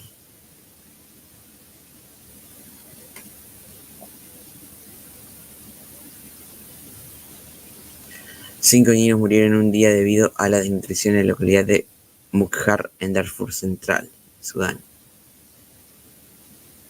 Y casi en la frontera con Chad. Más de 350 casas se derrumbaron en el campo de desplazados de Abu Shouk, en Al-Fashir, Sudán. ¿Será por los enfrentamientos nucleares o por la inundación? El gobierno de Sudán dice que enviará una delegación encabezada por el ministro de Minería a Jeddah para discutir las negociaciones con las RSF programadas para el 14 de agosto en Ginebra con funcionarios del gobierno de Estados Unidos. Fracasaron estas negociaciones otra vez. El gobierno sudanés dice que las reuniones con funcionarios estadounidenses en Jeddah terminan sin acuerdo sobre nuestra participación en las negociaciones de Ginebra. Ahí está. El ministro de Relaciones Exteriores de Egipto se reúne con el presidente del Consejo de Soberanía de Sudán y afirma el continuo apoyo de Egipto a Sudán, sus instituciones y su integridad territorial. Y el enviado de Estados Unidos a Sudán dice: estamos horrorizados por las noticias de los recientes bombardeos del RSF contra hogares y hospitales civiles. Y el presidente del Consejo de Soberanía de Sudán dice: estamos interesados en una paz justa que logre la dignidad del pueblo. También dice: Burhan afirma el interés del gobierno por la paz. Esfuerzos populares y cocinas colectivas para apoyar a los afectados por las inundaciones en El Geneina. Inundaciones allí también, en la frontera con Chad, en Darfur Occidental. Y las fuerzas de apoyo rápido imponen tasas a los camiones de carga de Al-Abiad. Allí se cobran un impuesto entonces para financiarse. Y el PMA pide un alto al fuego inmediato en Sudán. El OIM dice que la situación humanitaria en Sudán ha alcanzado un punto de quiebre sin precedentes. Más de 8 personas heridas por los intensos bombardeos de las RSF en el campo de desplazados internos de Abu Shouk en Al-Fashir, Darfur del Norte. Es por los bombardeos que no tienen casa de la gente.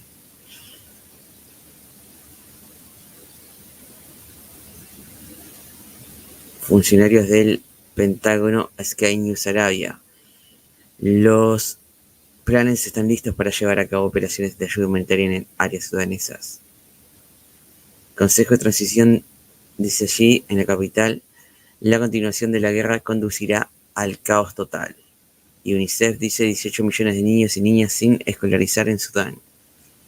Por su parte, las fuerzas de apoyo rápido anuncian la llegada de su delegación a Ginebra en respuesta al llamado de Estados Unidos para alcanzar un alto el fuego en Sudán. Y el gobernador de Darfur dice: las fuerzas de apoyo rápido deben reconocer que el alivio del sufrimiento debe comenzar en Sudán y no en Ginebra. Las fuerzas de apoyo rápido deben comprometerse con la declaración de Jeddah y reconocer su implementación.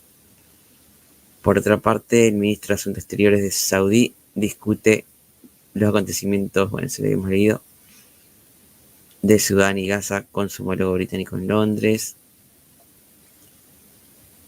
Y el MSF, Médicos Sin Fronteras, dice: las partes beligerantes en Sudán no están haciendo ningún esfuerzo para proteger las instalaciones de salud o a los civiles que se encuentran dentro de ellas. También dicen 15 muertos y 130 heridos en la escalada de los combates en Al-Fashir, en Sudán, desde el sábado. Una de las ciudades más castigadas, Al-Fashir, por este enfrentamiento que hay. Y funcionario de la ONU ante el Consejo de Seguridad dice: se debe fortalecer los esfuerzos humanitarios para mitigar los efectos de la guerra en Sudán. Y el enviado de Estados Unidos a Sudán dice: el primer día de discusiones en Ginebra arrojó ideas concretas para el cumplimiento y la implementación de los compromisos de las partes en la declaración de Jeddah. Las discusiones continuarán mañana. Bueno, no. Yo pensé que no habían servido de nada las reuniones estas, pero él dice que sí. Esperemos que sirvan para algo. Bien, pasamos a unos videos por aquí. Veamos los mapas primero. Terminemos con los mapas primero. Bueno, aquí está el mapa del día 9 de julio. Retrata lo que pasó el 7 de agosto, el 9 de agosto. Aquí el avance que ha tenido en rojo el RSF, en verde el ejército sudanés. Leemos. Guerra Civil de Sudán, 7 de agosto de 2024. Situación en el frente de Sennar. Las RSF controlan más de la mitad del territorio, mientras que las SAF mantienen el control sobre la ciudad de Sennar y las localidades adyacentes hasta la frontera con Gedarif, y algunas posiciones cerca de la frontera con la provincia de Nilo Blanco. Tras los acontecimientos de julio, las fuerzas gubernamentales en las provincias de Nilo Azul, Kordofán y Nilo Blanco están aisladas del resto de sus fuerzas en el norte. Las fuerzas rebeldes seguirán presionando sobre estos territorios mientras las negociaciones políticas para un alto el fuego en esta guerra civil no lleguen a buen puerto.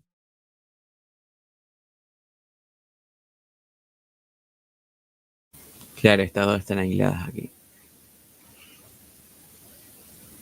Y el otro mapa nos marca un avance de los rebeldes. Allí dice: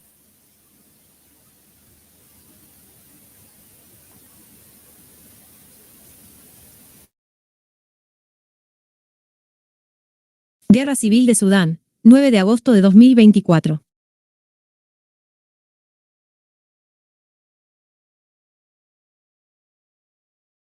Situación en el frente del Nilo Blanco. Las RSF continúan su avance en la provincia del Nilo Blanco hacia Rabat, tomando el control de Al-Mali, Sandiyá, Cajawi Tetel y Al-Biderish. Ahí está la captura de estos pueblos y la ruta que lo facilita mucho más el avance. Y aquí también estos pueblos al lado del río. La situación en el frente de Jazira al 10 de agosto dice: las RSF continúan avanzando hacia Al-Fau y tomaron el control de la localidad Wad Fakilla que habían perdido durante el mes de abril. Y ahí está. Entonces, aquí hay otro mapa del 1 de agosto. Han cambiado algunas líneas desde ese 1 de agosto hasta ahora.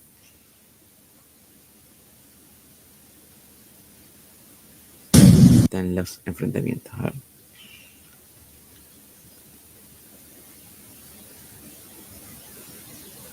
Las fuerzas de apoyo rápido llevaron a cabo un ataque con cohetes contra posiciones de las Fuerzas Armadas sudanesas. El ataque se llevó a cabo con un cañón MRL tipo 63 de 107 milímetros cargado con cohetes T-63-2 MRI-1. También se utilizó una interesante unidad de lanzamientos con dínamo. Bueno, esta cuenta siempre te detalla el armamento utilizado.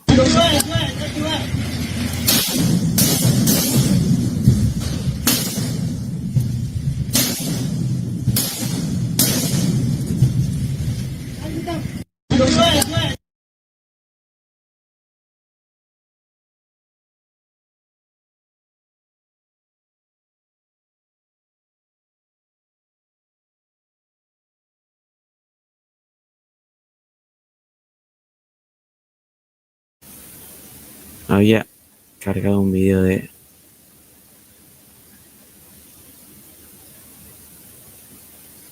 este.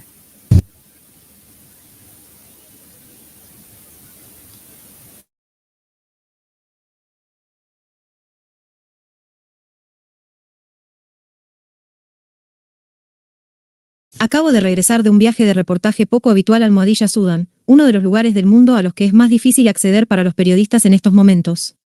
La situación sobre el terreno es mucho peor y más compleja de lo que sugiere la retórica que rodea las conversaciones que hoy están a cargo de Estados Unidos en Ginebra.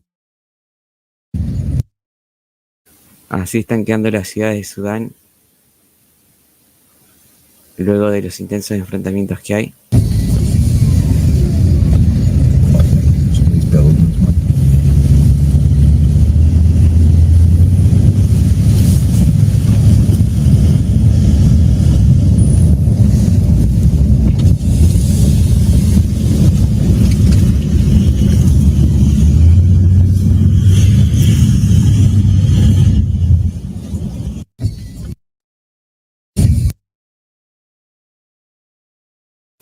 Bien, hasta ahí el video. Vamos a otro. Este ya lo vimos. Mapa ya lo leímos. Bueno, esta noticia no la vamos a leer, si no la vamos a terminar nunca. La vamos a dejar en el Telegram. Luego, bueno, Sudán, las fuerzas sudanesas cumplieron su 70 aniversario y estuvieron festejando allí con el pueblo, donde se puede, ¿no?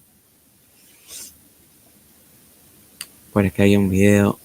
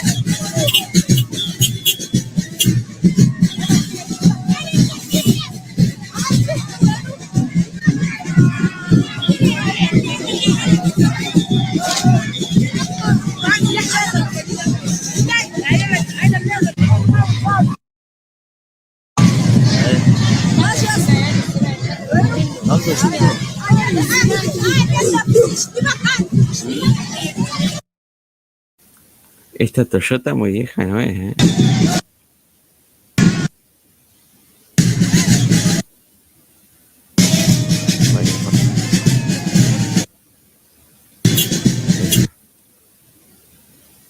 Bastante bien cuidado.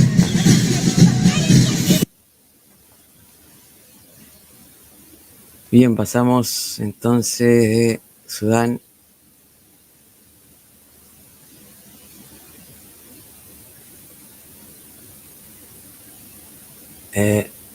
a Sahel, al Sahel, vamos allá.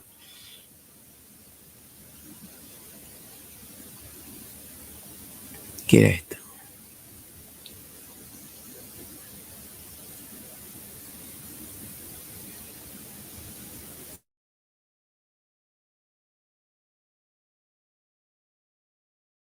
Ataque con aviones no tripulados Malik Kidal 10 kilómetros al norte de Bogazá el 5 de agosto.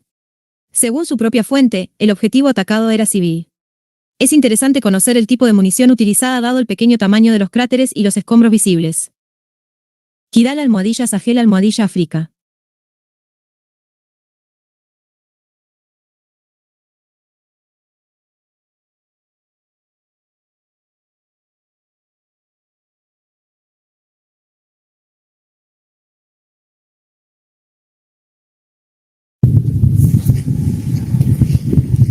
والصلاة والسلام على رسول الله ورسول الإخلاص رادد القصف وانتك سمين مرة الصاروخ وتستعرف 3 دبارة قيمة غرب البون دولاري مخين نساليها ربك وضمن 60 متر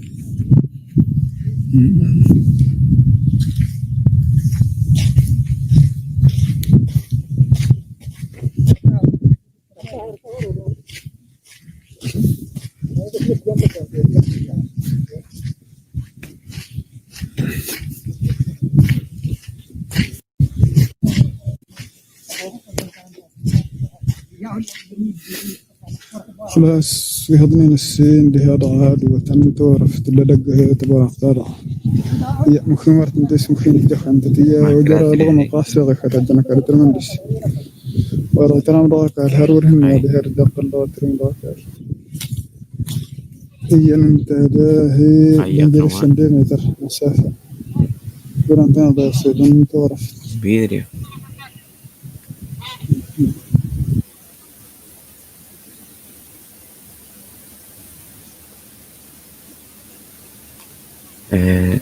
Cerré la cuenta de... Bueno. Estados Unidos anuncia casi 536 millones de dólares en asistencia humanitaria adicional para el África subsahariana. Ahí está el texto en inglés. Pueden pausar si entienden. Y nos hemos puesto aquí el cartel de África.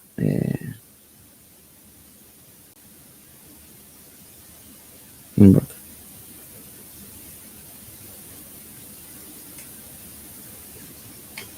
A ver.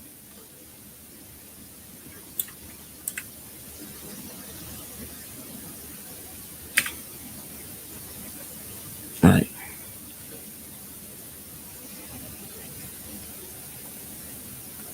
Bueno, Mali ordena al embajador sueco que abandone el país en un plazo de 72 horas. Eso fue hace 6 días, así que supongo que ya se ha ido. Y el Ejército Nacional Libio dice: hemos reforzado, será bienvenido. El ministro de Defensa de Rusia, Andrei Belousov, sostuvo conversaciones con los ministros de Defensa de Vietnam. Esta también lo habíamos leído en el Myanmar. Burkina Faso dice: el 5 de agosto de 2024, el presidente Ibrahim Traoré anunció otro intento fallido de golpe de Estado en el país. Detienen al ministro de Inteligencia y a varios agentes. Eso fue hace 18 horas. A ver, vamos a cargar bien las horas. Y hace 18 horas, el ministro de Defensa ruso, Belousov, discutió las perspectivas de cooperación militar con los jefes de las delegaciones militares de Burkina Faso y Níger, informó el Ministerio de Defensa. El Mali, el JNIM de Al-Qaeda en el Sahel, informa de que anoche atacó un vehículo del ejército maliense y las tropas rusas con un artefacto explosivo cerca de Goumbou, aquí, cerca de la frontera con Mauritania.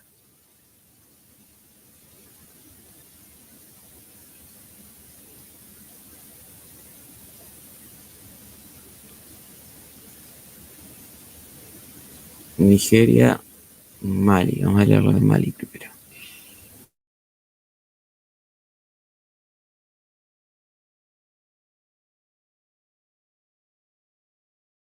La situación en el norte de Mali. Ataques en Tinsoutine tras una importante emboscada a un convoy de las Fuerzas Armadas malienses y el APMC Wagner. La situación en el norte de Malí sigue siendo tensa. Las fuerzas gubernamentales están atacando posiciones de militantes a lo largo de la frontera argelina, mientras que los islamistas radicales siguen atacando objetivos civiles. Drones de la Fuerza Aérea de Mali y del vecino Burkina Faso realizaron ataques contra Tinsoutine y sus alrededores. Como resultado, los vehículos separatistas fueron destruidos y se desencadenó un éxodo masivo de la ciudad hacia Argelia. En el futuro, esto permitirá que menos civiles se vean afectados en caso de un segundo asalto, además de reducir los flujos de efectivo provenientes del contrabando de oro desde las minas vecinas. Al mismo tiempo, las fuerzas gubernamentales han realizado cambios en sus tácticas a la luz de las recientes experiencias negativas. En particular, las patrullas de reconocimiento ya no están compuestas por 15 o 20 vehículos, sino solo por 3, lo que reduce la visibilidad. También en las inmediaciones de la mina de Igusara, que se encuentra bajo el control de la rama local de Al-Qaeda representada por Hamad Nusrat al-Islam wal-Muslimin, los combatientes de la PMC, Wagner, realizaron operaciones de reconocimiento y búsqueda. Tras identificar el campamento de los militantes y un pequeño tiroteo, se retiraron. Solo podemos esperar que se resuelvan los problemas de reconocimiento y que se coordinen mejor las acciones futuras con el ejército maliense y también entre los organismos de seguridad interior. Al menos hay ciertos indicios de que se está trabajando en ese sentido. Acá en azul el Jotanim del Qaeda y en rojo el gobierno y en verde las fuerzas Azawad del movimiento originario de allí.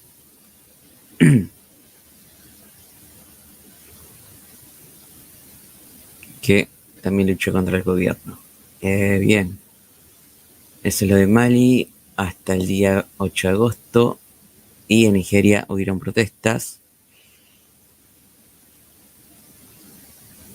Acá estaba el mapa de Nigeria.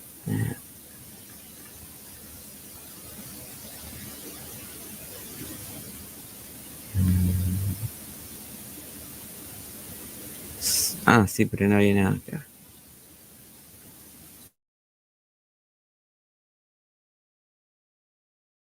Sobre las banderas rusas en las protestas en Nigeria. Aunque las protestas en Nigeria han disminuido un poco, hay especulaciones en los medios occidentales y nacionales sobre un juicio ruso, motivada por el uso masivo de banderas rusas por parte de los manifestantes. Sin embargo, la realidad es mucho más sencilla. La bandera tricolor ha sido durante mucho tiempo un símbolo de protesta antioccidental y ha sido llevada a las calles tanto en los países del Sahel como incluso en Kenia, donde la influencia rusa aún no es la más significativa. Cabe mencionar aparte las detenciones policiales de artesanos que fabricaban banderas rusas.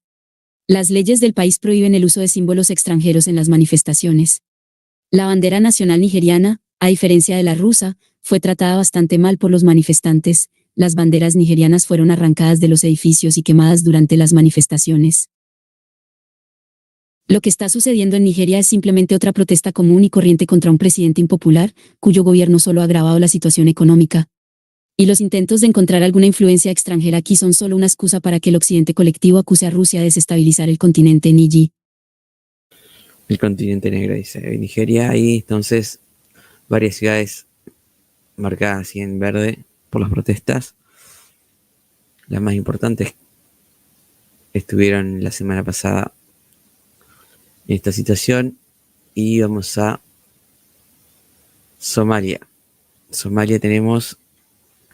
Hace 4 días el presidente turco habla con el primer ministro etíope, Abiy Ahmed Ali, por teléfono. Señala que las medidas que debe adoptar Etiopía para eliminar las preocupaciones de Somalia en relación con su unidad, soberanía e integridad territorial facilitarán el proceso de poner fin a la tensión entre Etiopía y Somalia.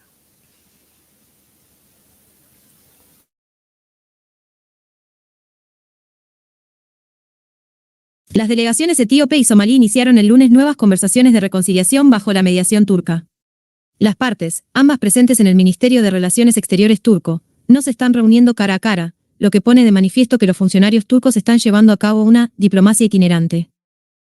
Ankara, Almohadilla, Somalia. Turquía presente ahí como mediador de los dos. 3 militantes de Al-Shabaab desertan al bando gubernamental en Irán. Allí sí sigue la lucha contra estas milicias de Al-Shabaab.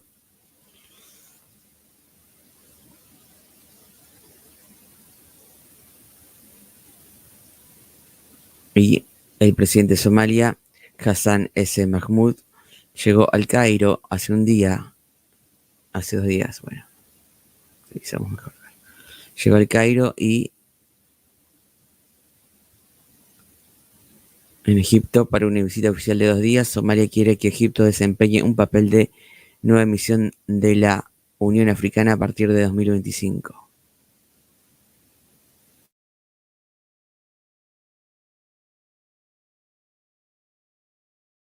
Egipto y Somalia firman protocolo de cooperación militar. El presidente Sisi y el presidente somalí Hassan Sheikh Mahmoud presencian la ceremonia de firma en el Cairo. El presidente al-Sisi afirma la posición de Egipto en apoyo de la unidad y la soberanía de Somalia sobre sus territorios, y rechaza cualquier injerencia en sus asuntos internos, según los informes. Gobernación.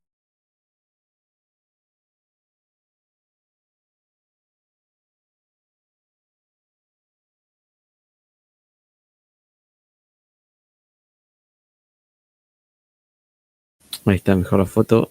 Acá hay más fotos.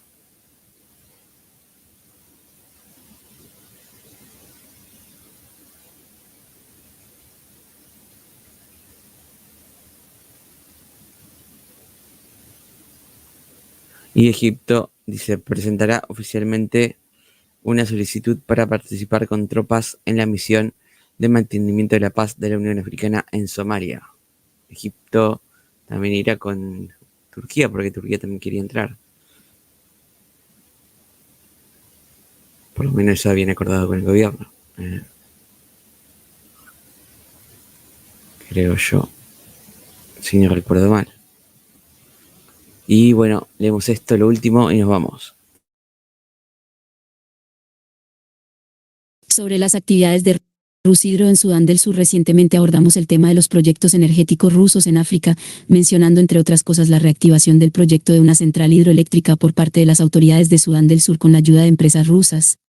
El 8 de agosto, una delegación de Rushydro se reunió con representantes de Juba. Como resultado de la reunión, se firmaron varios acuerdos en el ámbito del desarrollo de la energía hidroeléctrica y el uso integrado del agua. En particular, las partes implementarán proyectos conjuntos, intercambiarán experiencias y tecnologías, así como desarrollarán recursos humanos. Aunque estos proyectos son una gota en el océano en comparación con otras inversiones extranjeras, tienen un gran impacto en la economía local. Por ejemplo, la mayoría de la población no tiene acceso a la electricidad, lo que complica la situación económica. Además, dado que Sudán del Sur y otros estados de la región están tendiendo la mano a Rusia, ¿por qué no prestarle ayuda en un plano comercial? Bueno, y termino lo de África. No, que ahora más lo de Kenia, claro. Bueno, acá no había mucho que leer, eran dos solamente. Las voces de los manifestantes se elevan en cánticos mientras lamentan los fracasos de la actual dirigencia. Sus cánticos hacen eco de un profundo sentimiento de frustración con la actual administración, destacando los problemas que crean que han sido descuidados o mal manejados. Como un hilo arriba. Ok, distintos videos. Hilo de todas las protestas que hubo. Bueno, todo no lo vamos a ver, vemos el último nomás. O el que está ahí marcado, ¿no?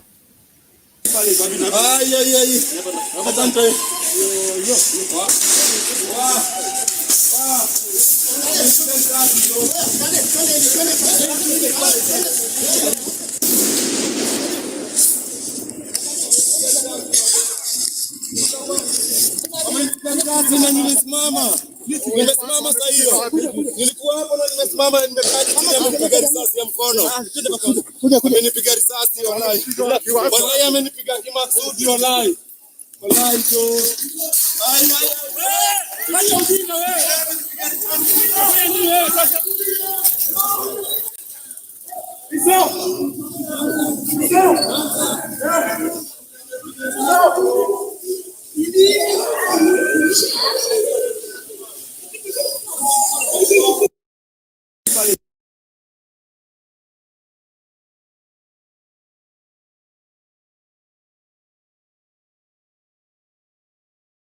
Bueno, allí en Twitter dejo el hilo si lo quieren ver. Seguimos adelante. Era este en realidad el video.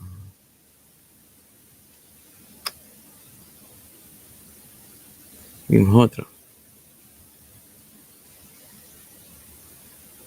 ¿Cuál era? Este.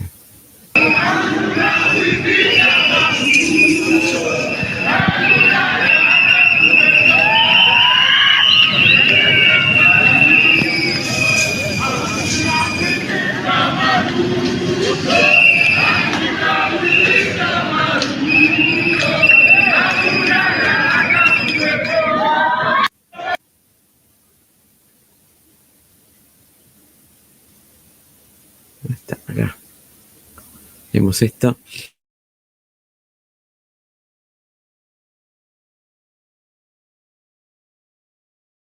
Sobre el resultado de las Protestas en Kenia después de las protestas de julio en Nairobi por el descontento con la nueva legislación fiscal. Las últimas 2 semanas todo se limitó a actos individuales de saqueo y demandas para derrocar al gobierno incompetente. Sin embargo, el 8 de agosto la oposición decidió realizar una gran manifestación que no logró reunir a mucha gente. Todos los participantes fueron detenidos sin mayor resistencia. La oposición no logró reunir a la gente porque durante ese tiempo el gobierno hizo enormes concesiones a los manifestantes, lo que enfrió un poco el fervor de los disidentes. Así, 4 puestos en el nuevo gobierno fueron para representantes de los manifestantes, mientras que la tasa impositiva se mantuvo al mismo nivel. Aunque las autoridades dijeron que la deuda con el FMI, causa de las protestas, se abordará de otras maneras. Al parecer, por ahora no habrá más protestas importantes en Kenia. Los actores externos se han intervenido demasiado tarde y, hasta ahora, Ruto está satisfaciendo a sus asesores en el extranjero como presidente. Sin embargo, otro punto interesante es que las protestas en Kenia han tenido un efecto dominó en toda el África subsahariana. Vemos consignas símala.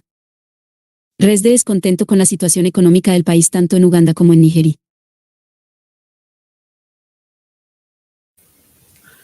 Bueno, ahí está cuando no el FMI también metido.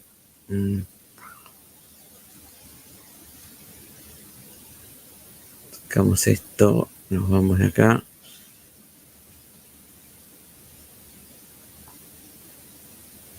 Estas noticias voy a tratar de cargarlas luego en el Telegram.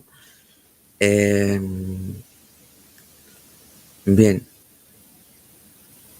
Bueno, aquí estos 3 mapas los vamos a dejar para la semana que viene. Háganme acordar, el 14.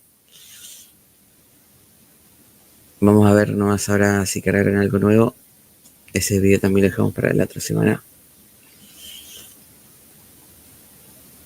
De último momento, si hay algo.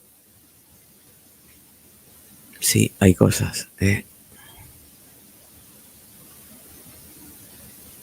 Volvemos a Ucrania y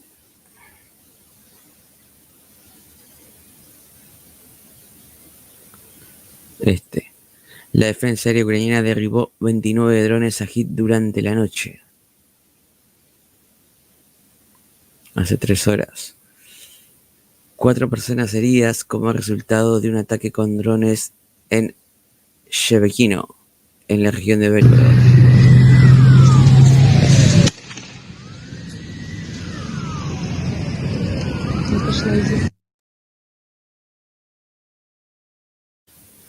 Ahí está. Después se quejan los ucranianos que Rusia ataca a los civiles y que es Putin un criminal de guerra y ellos no.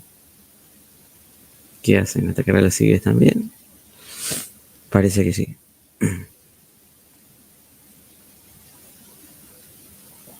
Con el armamento de otra gente, ¿no?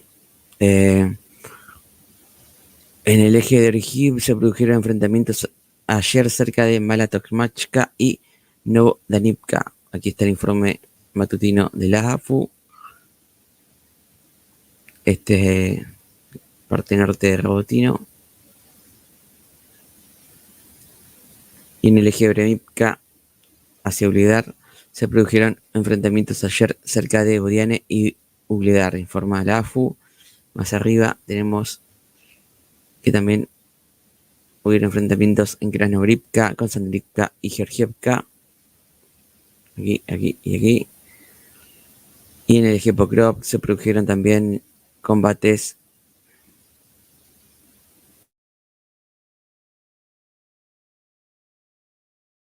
En el eje de Pokrovsk se produjeron enfrentamientos ayer cerca de Vozvisenka, Yelisavetivka, Rodivka, Orlivka, Mikolayivka, Selán, Skushne, Yasnoborodivka y Tiché, informa el Estado Mayor General de las Fuerzas Armadas de Ucrania. Aquí todo el frente que venimos viendo donde hace días avanza Rusia. Y en el eje Torex también hay enfrentamientos en Pichine, Nelipka, Zarizhne, New York y Toretsk. En el eje Kramatorsk, más al norte, se produjeron enfrentamientos cerca de Chasiv-Yar y Andreyivka. Aquí Chasiv-Yar y Andreyivka, todo cerca de Bakhmut. Y en el eje Siversk también hay combates cerca. Ayer había combates en Vilorivka, Verkhnokamianske, Perisne, Spirne y Vimka. Estos 3, 4, 5. Al norte de Soledar, al oeste de Lysychansk son los enfrentamientos. Al sur del bosque de Serebrianka y más arriba tenemos también la lucha por Nevesky Terny y Makivka en el eje de Liman. Hubo enfrentamientos. Ayer dice que en el eje de Kupiansk también se estaba peleando. Sinkivka, Petropavlivka y Berestove. Lo de Kharkov sigue allí también el frente abierto en Vovchansk, Sonetsky y Kosachok.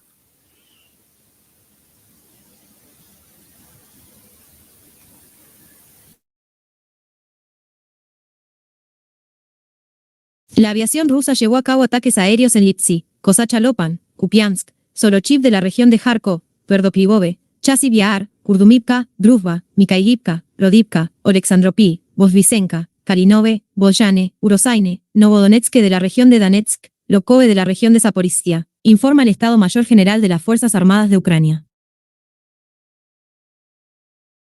Y en el eje 7 de Gerson se producen enfrentamientos ayer, informaba la AFU.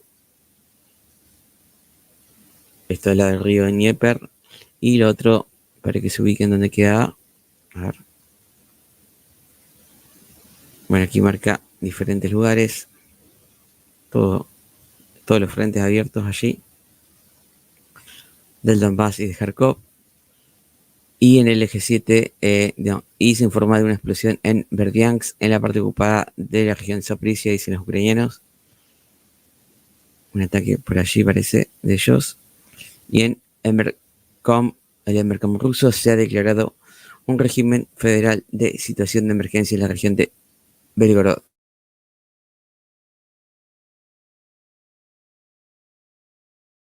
Por eso estaban evacuando estas zonas de aquí del sur. Y las Fuerzas de Operaciones Especiales del Servicio de Seguridad de Ucrania capturaron ayer a 102 militares rusos en posiciones fortificadas en la región de Kursk. Está la foto de los prisioneros.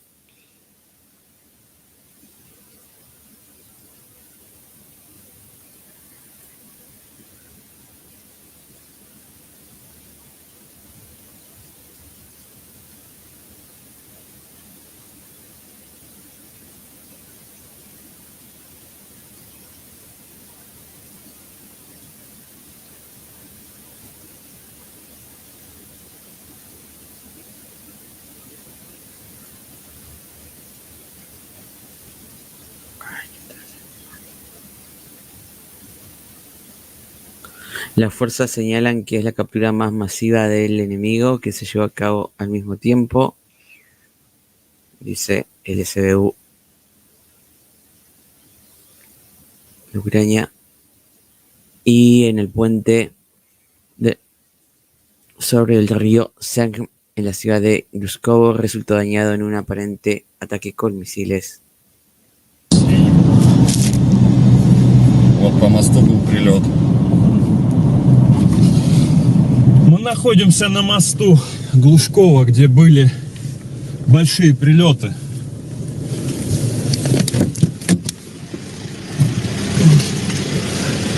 Мост пытаются уничтожить. Возможно, это Хаймерс. Едем дальше.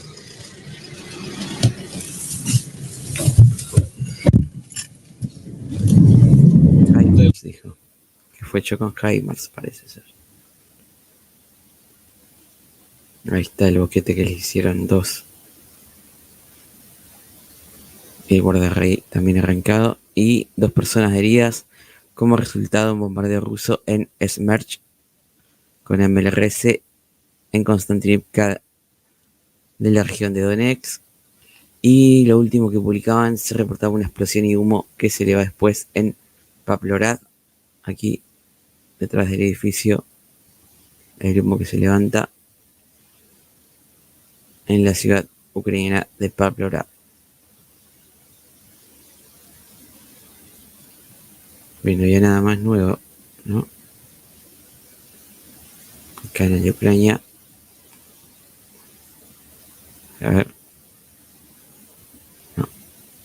Y encerramos acá.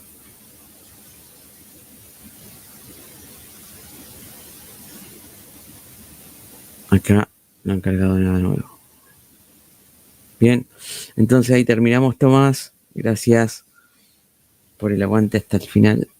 A los que han llegado, John Ramírez me decía que estuvo todo el directo.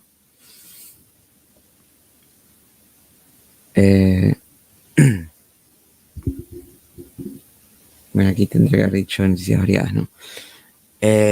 Ok, nos veremos en tu canal entonces, Tomás. ¿Estás ahí despierto o te dormiste?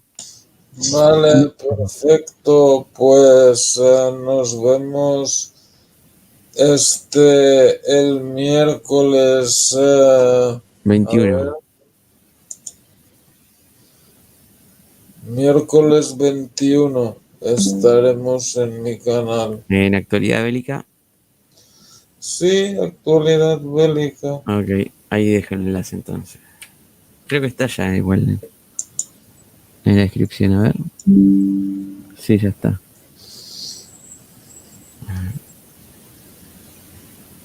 Lo dejo acá en el chat, el que lo quiera seguir. Ahí vamos a estar el próximo miércoles, si Dios quiere. Bueno, Tomás, gracias por las noticias que nos trajiste hoy. Perfecto. Pues Y vamos a descansar porque la verdad que hoy nos pasamos de hora. sí. Como siempre, el Linktree allí con todos los enlaces, consúltenlos. Si quieren ayudarnos en algo, pueden hacerlo. Sigan Telegram de noticias y el Twitter, que ahí siempre estamos mandando las noticias. Y bueno, saludos ahí a Sister, también que estuvo hasta el final. Los que pasaron por aquí fueron Indio, estuvo también. Recuerdo que estuvo Galactic.